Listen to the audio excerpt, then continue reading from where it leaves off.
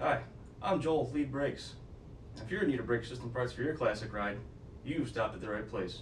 We've got conversion kits and components for many classic cars, trucks, and street rod applications. This is a power brake kit for 1957 to 68 non-Y-block full-size Fords. It's part number FC0024HK and upgrades your factory manual brake car to power brakes. We've also got kits for Y-block cars as well. Part number for that kit is FC0032HK. As you can see, we ship our kits with the push rod pre-installed and pre-adjusted for an easy installation. Alright, let's get a more in-depth look at what's included in this kit.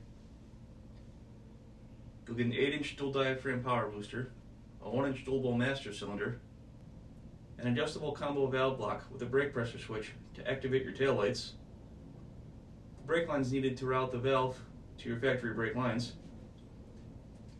and you'll also receive all the fittings and hardware needed for a successful install. Check us out on Facebook or Instagram at Lead Brakes, and while you're at it, show us what you're working on by using hashtag #BBrakes when posting photos of your build.